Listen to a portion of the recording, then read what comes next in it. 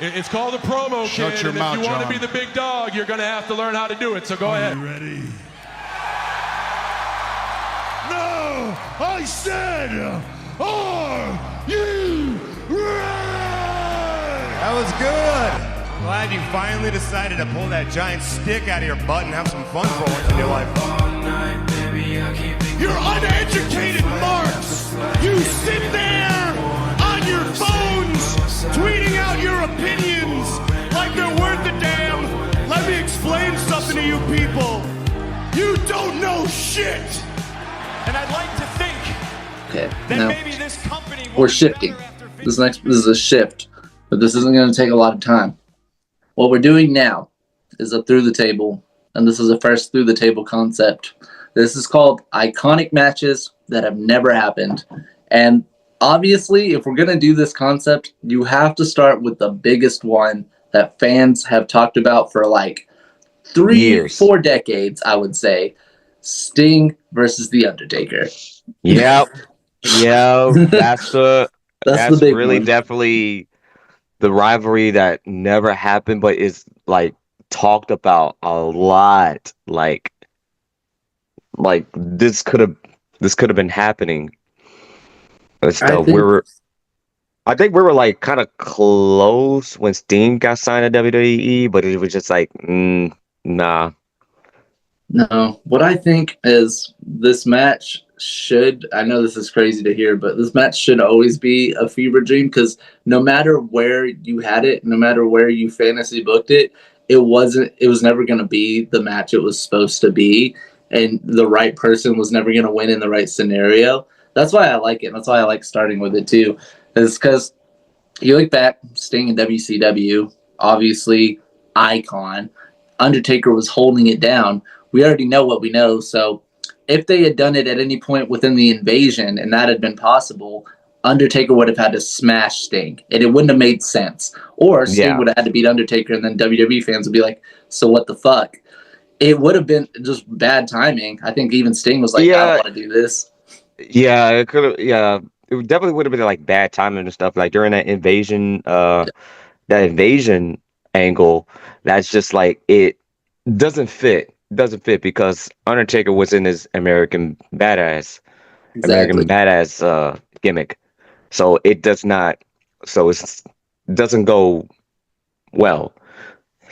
Like it has to be like if it's gonna be Undertaker versus Sting, it has to be like the Crow Sting and like the Phenom Sting, like the Phenom, the Lord of Darkness, That's Undertaker. It's a perfect segue too, because like this is where fans, I feel like they argue about this. They don't talk about this period enough, and this is actually where it should have and could have happened and didn't. Is in that Undertaker comes back in 2004.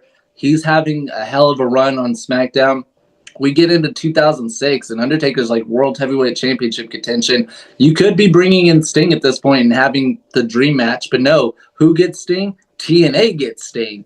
This is the prime time to have this match. Nobody mentions it, but TNA said, no, we got Sting, and that's what fucked everything up. Yeah, that really did fucked everything up because like when TNA got Sting, when they announced that they signed Sting, it's just like the ideas on the table just like been like, you know, fuck it, it's spread out. Like there's no like no more dream match of this. You could argue that like Sting going to TNA was better though because he goes to WWE. Potentially he doesn't be the Sting we know or like the icon Sting. They might not book him the way you want, and that's all hypothetical. Like we don't actually know because it didn't happen. But I think TNA and Sting were the perfect fit, and that's where I got into Sting. That's where I became a fan. I started watching him in TNA in 2006. And I was like, Sting's fucking awesome. Sting's man. Yeah, Sting, because like I didn't watch Sting like during like the WCW days, but I heard about him. I heard about like his, you know, what his stuff can do and everything. And then when he got to TNA, man, I was invested. I was definitely invested with Sting, especially like the runs that he had. Like, you know, he did a Joker Sting, and that was like complete unhinged. Yeah. He stays there for a long time too. He carries the company through a lot of things. We're not even going to get into the Jeff Hardy Sting thing. We don't want to talk about that. Oh no. We're not going to do that. We're not going to do that. I will say on a very short point, man, I was looking forward to that match when I was a kid. I was like on the edge of my seat, and I didn't know what happened. I was like, took me years to figure out what happened. I was kind of like a little bit of a dark time. Yeah. So Sting leaves TNA finally. WWE actually does get Sting, and it's at a time now where Undertaker's on the decline, and he's not wrestling, the way he used to. How can he? Yeah. They bring him in. They at least have the opportunity, right? And I guess this is where you split hairs, because Undertaker was on WrestleMania 31, and so was Sting. And one face Triple H, one face Bray Wyatt. Undertaker, credits him having that match with Bray Wyatt as the only thing that kept him going. That was like what made him think, okay, I can do this again.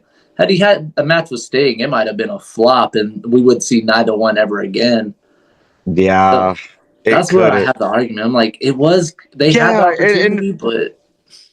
Yeah, and the fact that it's like, it was WrestleMania season. It was WrestleMania season and stuff, and it's just like, okay, are we gonna see like Undertaker versus Sting? It's like, how is this gonna start? Like, how is it gonna build up? But we didn't get that. DX and like nothing was brought to the table. They said DX and NWO is a bigger deal to us. So I get it, because I want Undertaker and Sting, and I guess WrestleMania 31 was the prime time to have it happen, in the sense of like it was possible, but I just don't think it would have been a great match. I think they both would have been disappointed in it, and fans would have been like, we waited our whole lives for this. Yeah, it's like time has passed. Like I don't think we're gonna get that.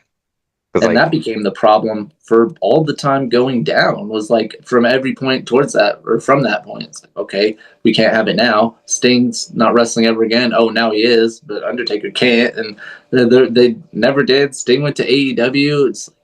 It was never going to happen. And I think if it stays a fantasy match, it'll always have the potential to be like, oh, that could have been cool, rather than we had seen it and it disappointed severely.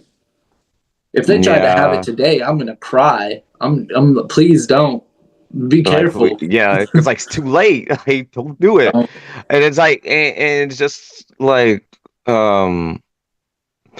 it's just pretty much just like Undertaker versus Sting. It could have been like in their prime years. Yeah. In their prime years, then we could have been like, witnessed that.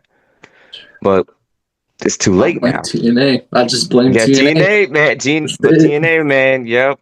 They just kind of just cop blocked the show, and they really did. They actually, when you think about it, TNA cop blocked the entire wrestling industry for giving us Undertaker and Sting.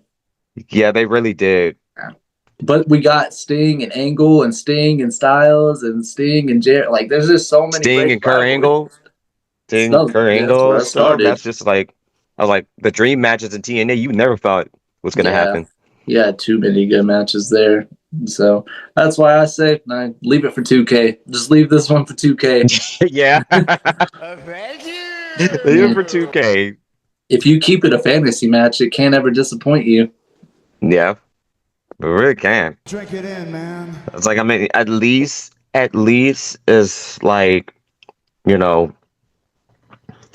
people like Undertaker's team, they had like respective retirement runs, so they have like their own way, like right off to the sunset. Rest.